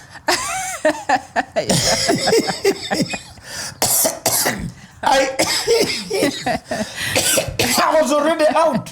In fact, I saw the day, the fire at the county headquarters. My father took me. Yes. You know that midnight when the flag was changing. We stayed there. Independence, yes. And they took me back home later on about 3 a.m. That is something I remember. Yes. It was a Tuesday. It was a Tuesday. Some Ugandans who even this so-called that what is his name? This Casimiro boy, what is his name? He was not born. Bobby Wine was not Bobby born. Wine was not born? Yeah. And Bobby Wine does not even know the date. The day. He knows the date, but not the day. Not the day. You were there to witness that. Yes. Do you think Dr. I'm not after independence. I am before. So Kizza Besigye, you think he also witnessed? No, he was not even independence. Kizza Besigye, yes, was before independence. He was born, but he was not able because he came from a family that could not have brought him near. My family was political. Yes. Yes. Okay. My family was Uganda People's Congress and the Uganda People's Congress, and it will die Uganda People's Congress, and I will myself die Uganda People's Congress. So all you need is your colors. It's my colors back. John Clark is not here today to remind us that. My colors back. He does a good job. The red color is not Bob Wine's color. I have not brought chaos yet over that color. You wait. You're just warming up. Yeah, let the Electoral Commission start, then we petition. All right. So we just have about 20 minutes. So maybe we should just go straight to the 66 years of independence. Has African learned something? No. We still make the same mistakes. We still behave the same way. We are corrupt. Infrastructure is not moving the way we want. We are borrowing. We are indebted. We have debts. We take sides internationally. We have not learned any lesson of our independence. And when, of course, the first country was Ghana to get its independence. So when President Kwame Nkrumah was giving his speech, just let me read one line from that. He said, "We shall measure our progress by the improvement in the health of our people."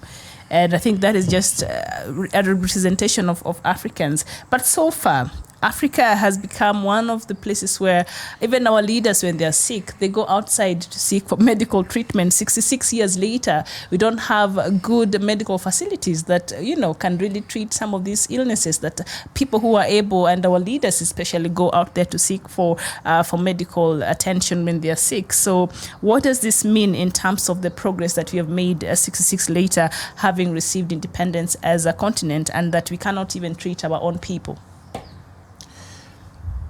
Let me tell you,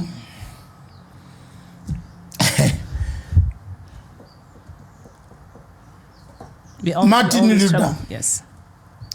Luther King said one thing that still makes me happy. And he said, in the world, we need leaders not in love with money, but in love with justice. Yes. Not in love with publicity, but in love with humanity. That was Martin Luther King. So publicity, do we put populist politics there? Yesterday. Yes. People who are not in love with money. Does Africa have people who are not in love with money? And a lot of our leaders have failed that test. Does Africa need people who are who are in love with justice? No. Justice, they don't want to know it.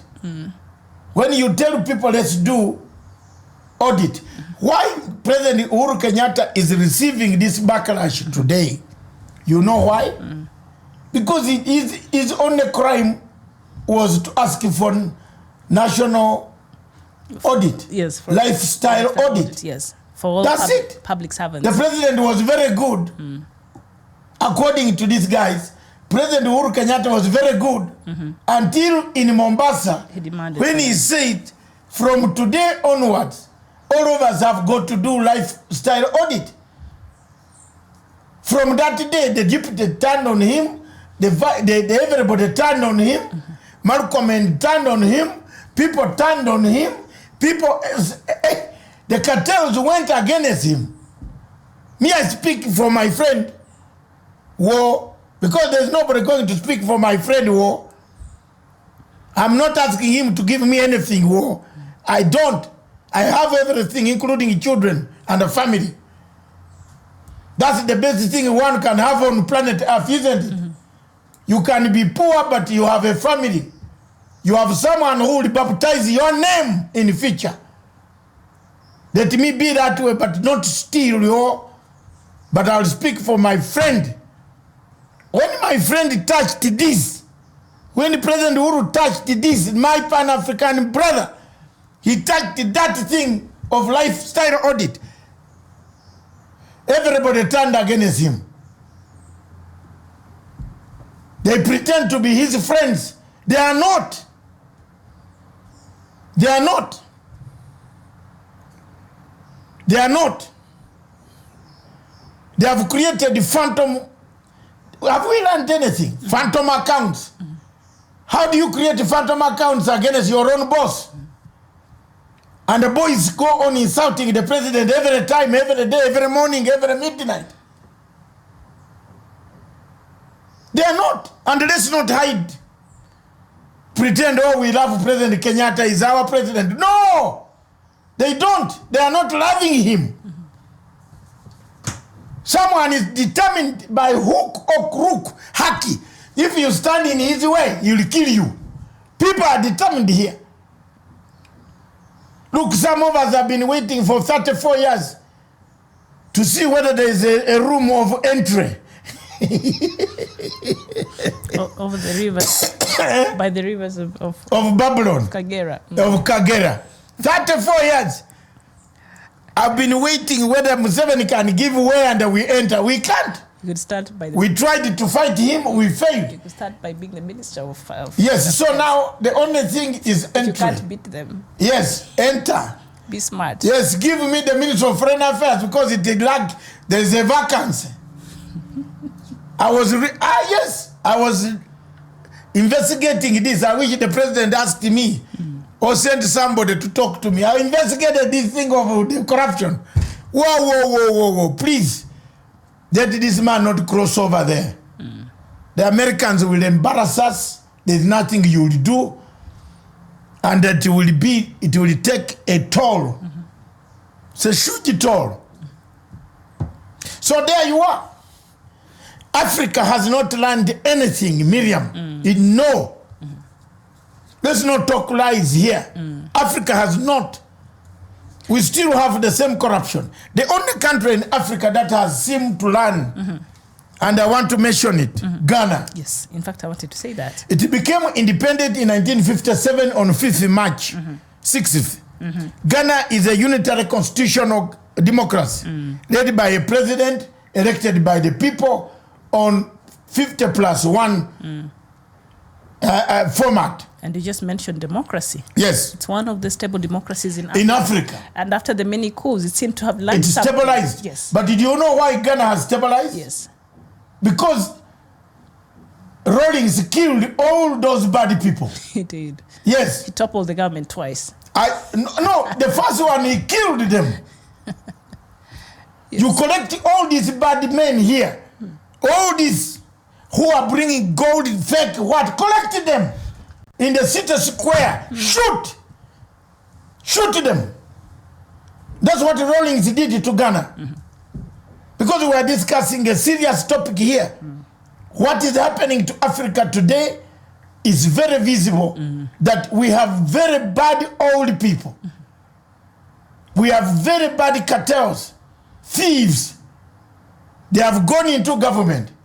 Rawlings collected all of this from every corner of Ghana, directed the army to shoot them on a firing squad. Ghana has stabilized. That's one good lesson we have learned, that shooting and killing some, it makes things work like China. You don't have drugs and you do them in China. You don't carry cocaine to China. No, you don't. You don't do corruption and steal their money in China. No. That's why China is able to bank enough money to lend us who have even the very good sunshine. And you take it. Are we not ashamed? Instead of. Are we not ashamed as Africans? Going into the Chinese Beijing, sleeping there, we are borrowing money. Are we not ashamed?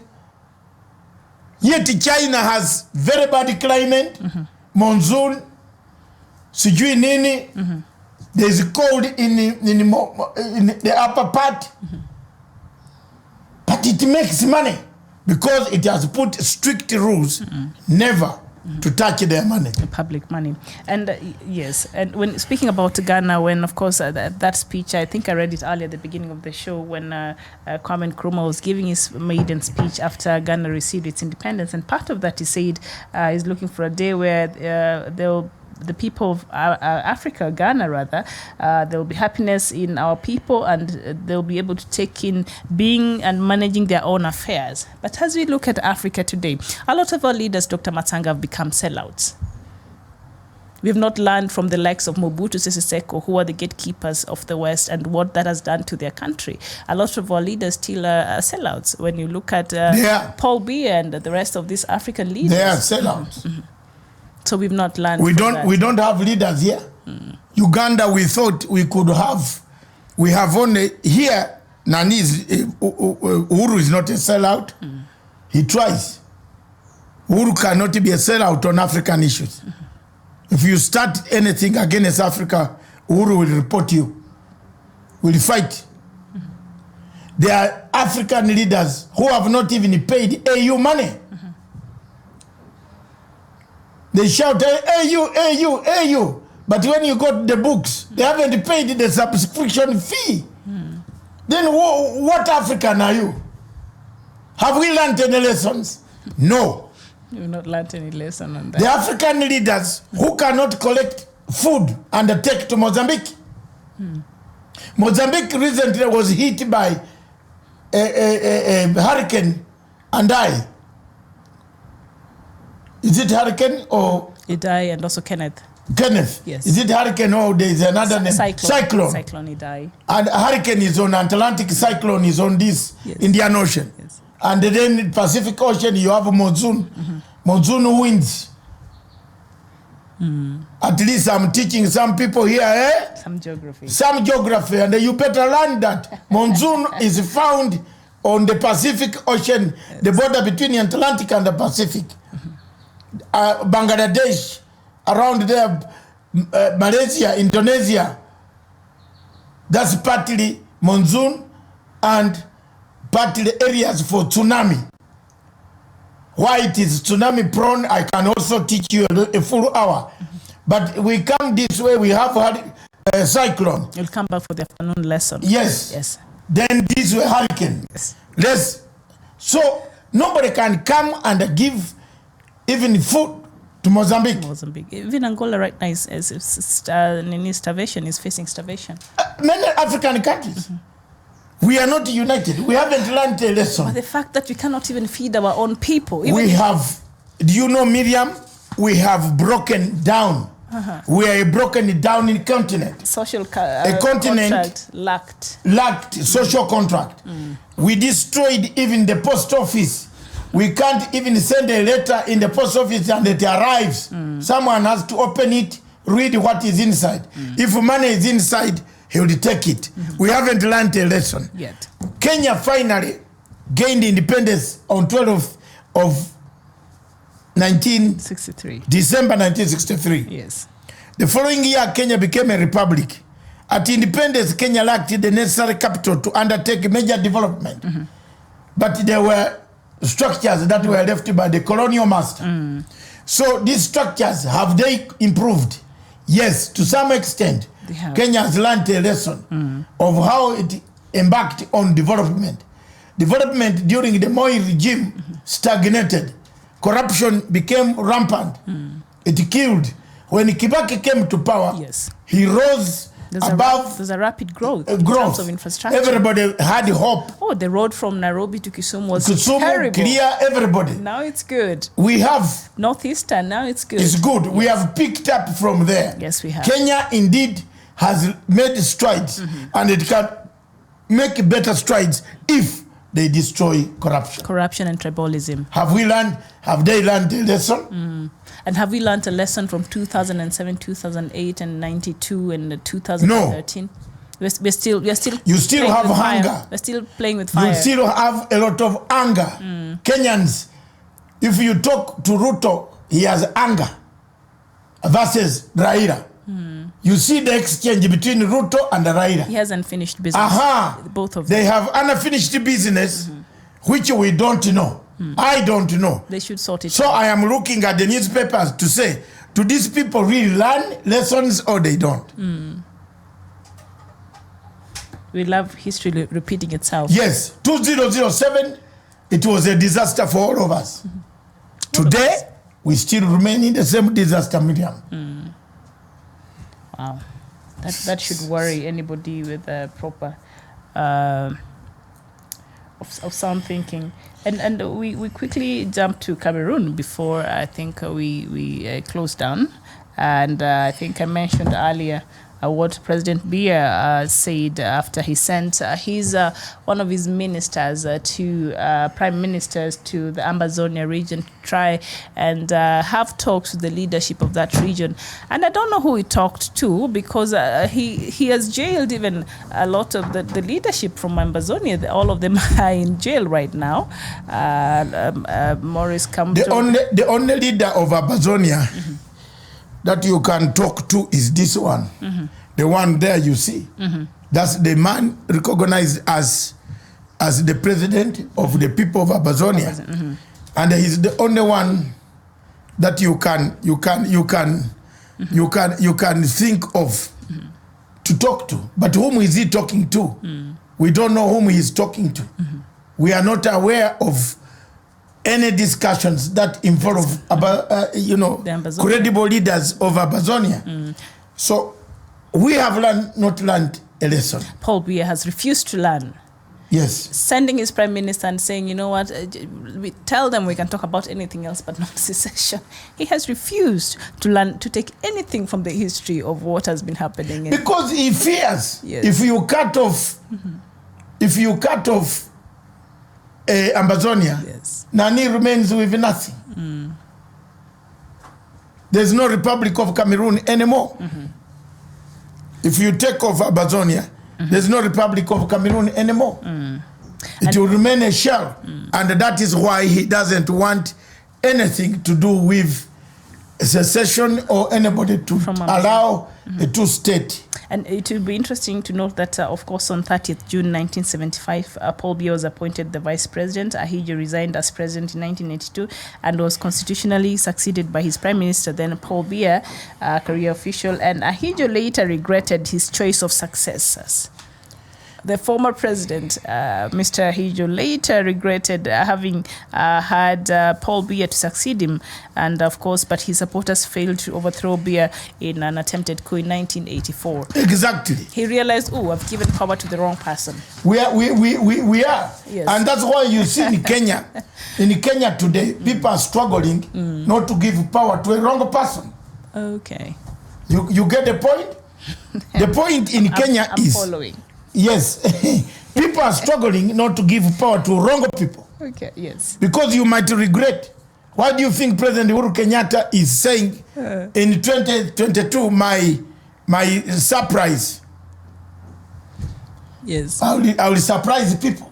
My choice. He said it. Yes. Because he's looking for a right person who can remain a useful person. Can unite Kenyans. Paul Biya, especially. Yes, Paul Biya in 1984 attempted coup. People wanted to get him out because Ahidjo realized that, wow, this is the man I left behind who has caused quite a lot of problems. Yes. And that is indeed a very bad state. And they're still paying for it. It's painful. So many years later, Mr. Paul Biya has refused to relent. And another problem that has refused to learn from the history even after many years of independence is Nigeria. And of course, Nigeria was granted independence on October 1st, 1960. A new constitution was established and a federal system with an elected prime minister and a ceremonial head of state was formed. And after a brief honeymoon period, Nigeria's long-standing regional stresses caused by ethnic... You see the wig, I'm sorry to break, the wig, that's the wig of $1 million. She looks like a lion. Yeah, she's more of a lion, she looks. The hair. No, everything. She's an animal. But she's pretty. Yeah, to your eyes. Yes. She look, $1 million for a wig. Yeah, that is excessive. Cameroonians are suffering. Surely? That is excessive. No. African leaders grow up. So you are talking about Nigeria. Let's find Yes, Nigeria. So Nigeria still is suffering from problems caused by ethnic competitiveness, educational inequalities, economic imbalance. Again, that has been really affecting Nigeria. So we see ethnicity is a big deal in Nigeria because the large geographic regions, each of which was essentially controlled by the ethnic group, the west by the Yoruba, the east by the Igbo, and the north by the Hausa Fulani people. And that is still there until today. It is. There's very big chaos there. Yes. And of course, the Biafrans are feeling we are not even part of this now. We need to be left alone, the Igbo people. I mean, you see, you can't. Today there is no airport in Biafra. You leave London for Christmas, you reach your home in the rural area when Christmas is over. People are returning back to London. You are still on the way going to your village. What type of Africa this? Do we learn lessons? The infrastructure. Have we learned lessons? 66 years, anything that we can change? Ghana has changed. Yes. South Africa has changed. Yes. There's a model of stability. Elections go without court petitions. Nigeria has changed. Tanzania has changed. Tanzania has changed because they have said no more petition on presidential results. Thank you. You can wind up by reading the outstanding news. The outstanding news. If you are away from Nairobi, the Daily Nation says austerity measures. Rotich is on spending spree. The next budget. This is a man, I don't know, Mr. President. Good luck with him. 2.7 trillion. Yeah, may God help you and us. But he is not worth. I think he has messed that treasury. 11.2 billion was allocated to the presidency. Yes. For State House. 11.2 billion in the next financial year. And the rest, of course, yeah. So the reading of the budget is coming next month, I think, in all East African countries. So we'll look into that. So the wonderful CS has prepared a 2.7 trillion budget for the country. Thank you very much. Yes. Then you have fake gold. Uhuru ordered crackdown on fake gold. Yes. Thank you very much, Mzee. Endelea hapo. Yes. Then they Kinoti snapped at Maraga over Mwiru. Who do you think you are? Mr. Kinoti is quoted as telling the Chief Justice after a day-long confrontation in Maraga's boardroom over deputy. Yes. You should have just picked her and arrested her. Taken her. Was the CJ trying to obstruct justice? Not knowing we were helping him. Okay. All right.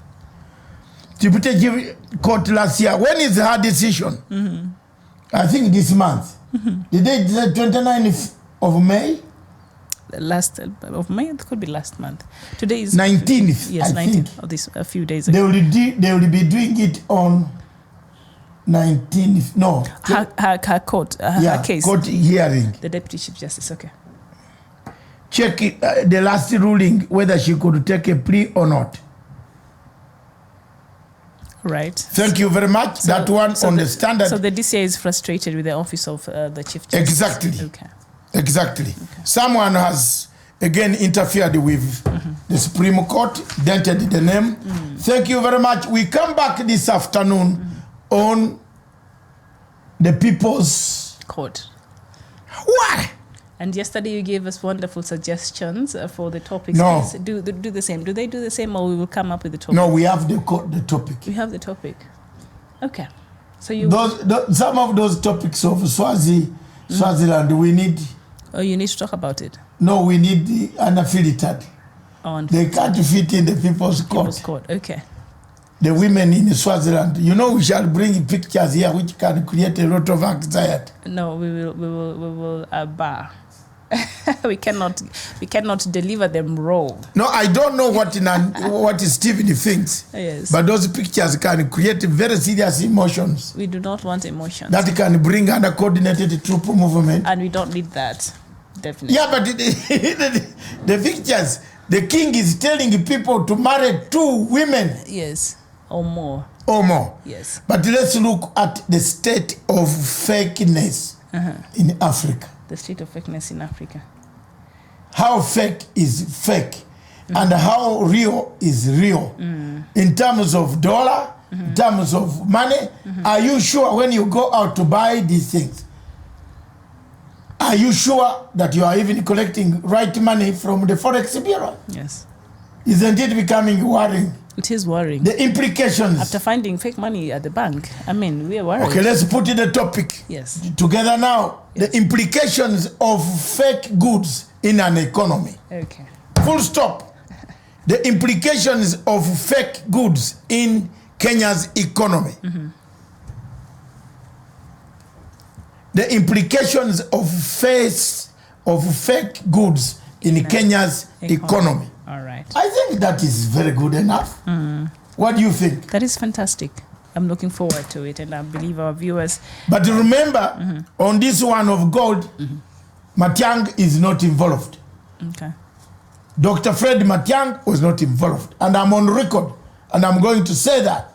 I have facts. I proved this last night. His name was used as a con.